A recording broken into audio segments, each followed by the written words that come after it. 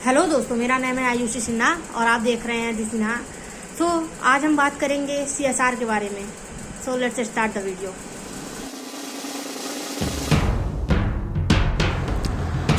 First of all, in your mind, question arises: what is CSR and what is the full form of CSR? So, first we know about the full form. CSR stand for Corporate Social Responsibility.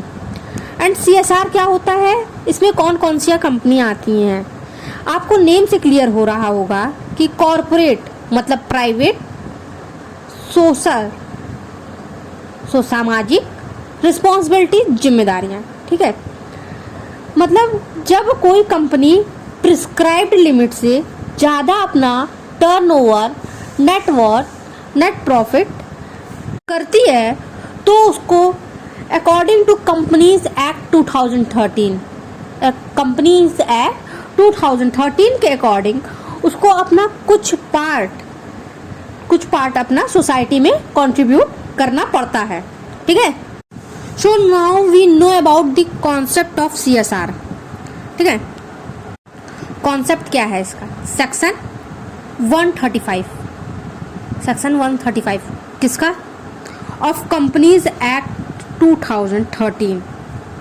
Companies act 2013 में दिया गया है इसमें, and companies act 2013 में necessary है कि आप अगर प्रिस्क्राइब्ड वैल्यू से ज़्यादा क्रॉस कर जाते हो तो उसका कुछ पार्ट आपको सोसाइटी में कंट्रीब्यूट करना ही पड़ेगा। जैसे कि आप लोग ने कुछ लोगों का नेम सुना होगा, फॉर एग्जाम्पल ले लेते हैं Bill Gates, Tata, Ratan Tata, etcetera.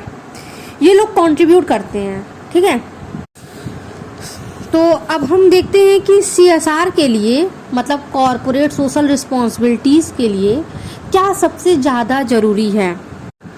Companies act के अकॉर्डिंग आपका private company means both private and public, ये दोनों पे ही एप्लीकेबल है। ठीक है, कंपनीज एक्ट के अकॉर्डिंग 2013 के अकॉर्डिंग ये बोथ प्राइवेट और पब्लिक दोनों पे ही एप्लीकेबल है, दोनों कंपनियों पे भी ही एप्लीकेबल है। और ये कब एप्लीकेबल होगा? जब कोई भी कंपनी अपनी प्रिस्क्राइब्ड लिमिट को क्रॉस कर देगी तो ये एप्लीकेबल होगा। और ये नेसेसरी है कि उसने अगर अपनी प्रिस्क्राइब्ड लिमिट को क्रॉस किया है तो उसको अपना नेटवर्थ, टर्नओवर उसको आपको सोसाइटी में देना पड़ेगा कुछ पार्ट। ठीक है, आपके माइंड में अब ये क्वेश्चन आता होगा, ये net worth, turnover and net profit क्या होता है? हम आपको बता देते हैं।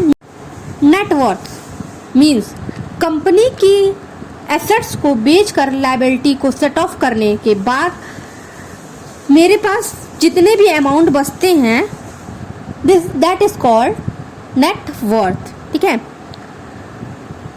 कंपनी के एसेट्स की एक्चुअल वैल्यू को ही नेटवर्थ कहते हैं। Now we know about turnover. Turnover means पूरे साल में कितना हमारी सेल्स हुई है, पूरे साल में हमने कितना सेल्स किया है, वही हमारा टर्नओवर हो जाता है। नेट प्रॉफिट आप जानते हैं कि हमें कितना लाभ ही हमारा नेट प्रॉफिट है।